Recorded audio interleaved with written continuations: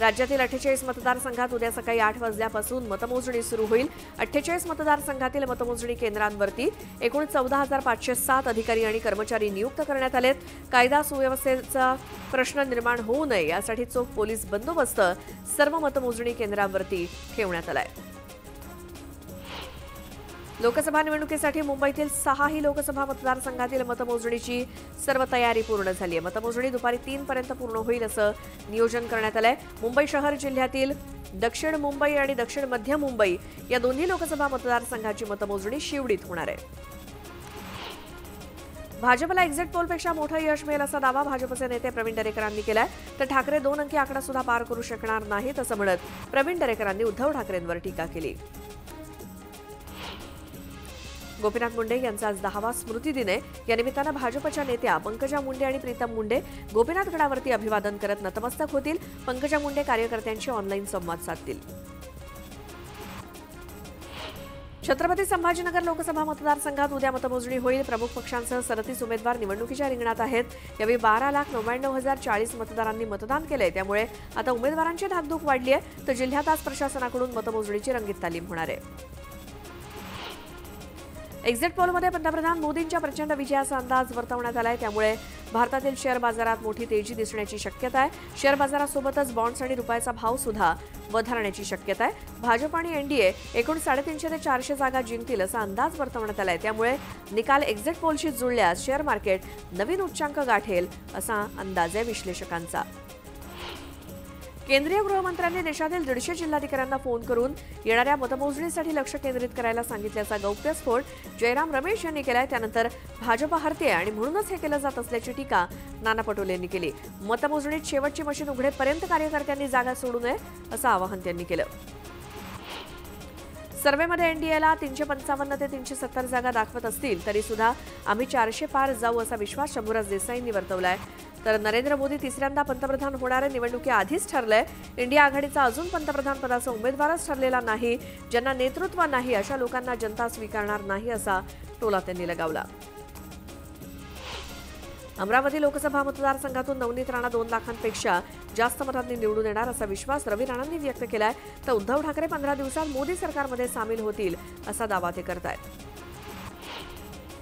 Exit पोलनं अंदाज व्यक्त केला, मात्र मोदींचा 400 पारचा नारा यशस्वी होईल। मोदींनी गेल्या 10 वर्षात देशाचा विकास केला असून 2047 पर्यंत देशाला वेगळ्या उंचीवरती नेऊन ठेवण्याचा निर्धार मोदींनी केलाय।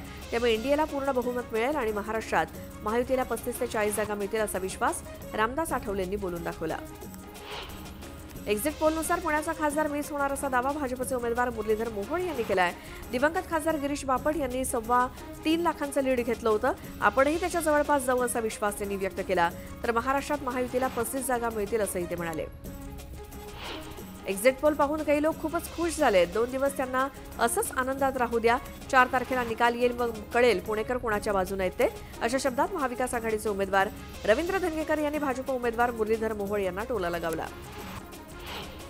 एक्झिट पोल काहीही सांगत असलं तरी रवींद्र धंगेकर हेच पुण्याचे खासदार होणार असा दावा काँग्रेस उपाध्यक्ष मोहन जोशी यांनी केलाय। तसंच महाराष्ट्रात महाविकास आघाडीला सर्वाधिक जागा मिळतील असा विश्वास त्यांनी व्यक्त केला।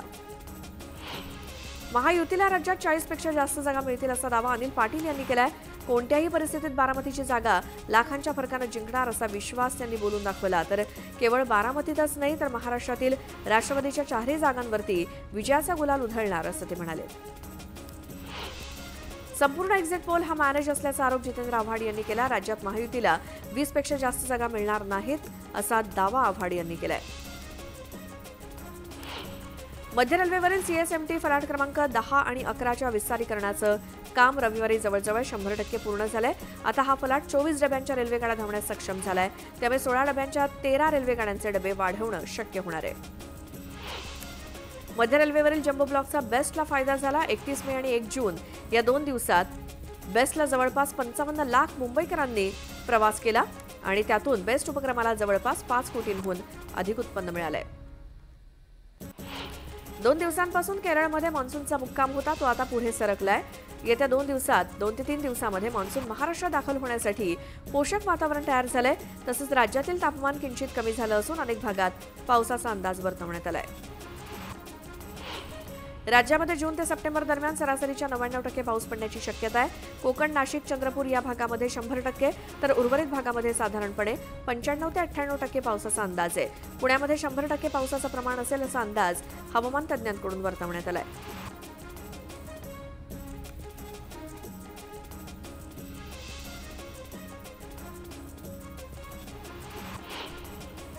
मुंबईला पाणीपुरवठा करणाऱ्या 7 धरणातील पाणीसाठा वेगानं कमी होत असून रविवारी हा पाणीसाठा 8% कमी झाला होता आणि राज्य सरकारनं भातसा आणि ऊर्ध्व वैतरणा धरणातील राखीव साठा वापरण्यास परवानगी दिली आहे. त्यापैकी ऊर्ध्व वैतरणा धरणातील राखीव साठा वापरण्यास सुरुवात झाली आहे.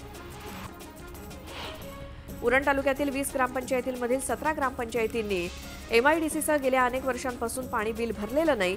त्यामुळे ग्रामपंचायतींनी एकूण 59 कोटी 30 लाख रुपयांची पाणी बिलं थकवली आहेत आणि कर वसुलीसाठी त्यांना वारंवार नोटिसा बजावल्या आहेत.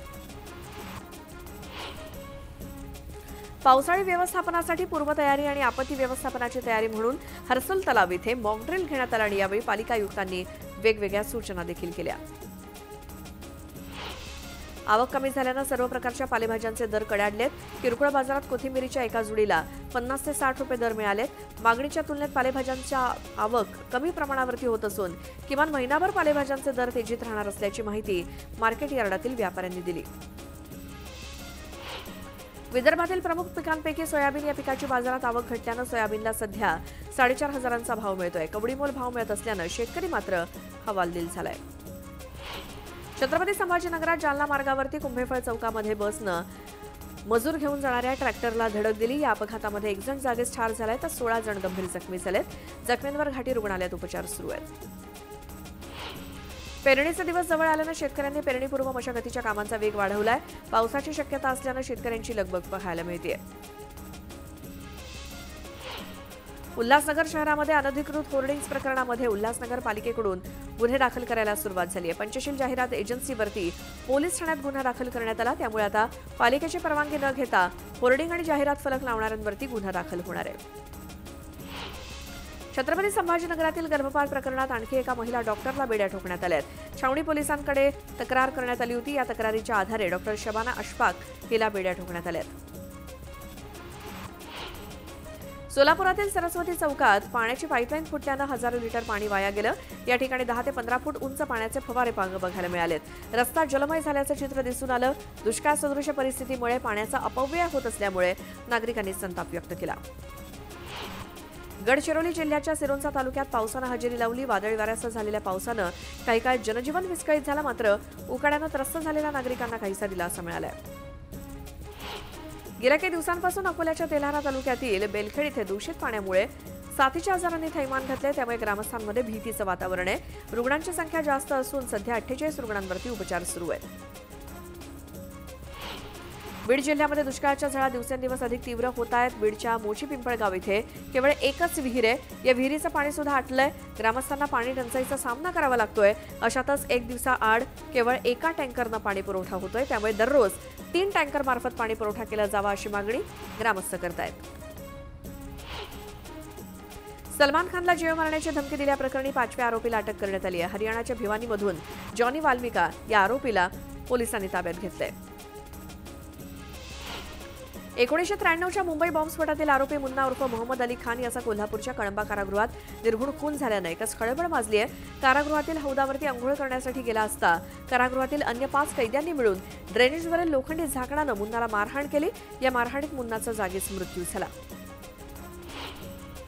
जळगावच्या नशिराबादमध्ये राडा झाला. अल्पवयीन मुलीची छेड काढल्यानंतर 2 गटात वाद उफाळला. यावेळी झालेल्या दगडफेकीत काही वाहनांच्या काचा फुटल्यात. या प्रकरणी मुलीची छेड काढणाऱ्या तरुणासह आणखी 2 पोलिसांनी अटक केली असून परिसरात कडक पोलीस बंदोबस्त आहे. सांगोला तालुक्यातील बामणी इथे कारनं दुचाकीला धडक दिल्यामुळे भीषण अपघात झाला. या अपघातात दुचाकीवरील 3 जागीच मृत्यू झाला. दरम्यान या अपघातानंतर कार चालक पसार झाला असून पोलिसांकडून कार चालकाचा शोध सुरू आहे.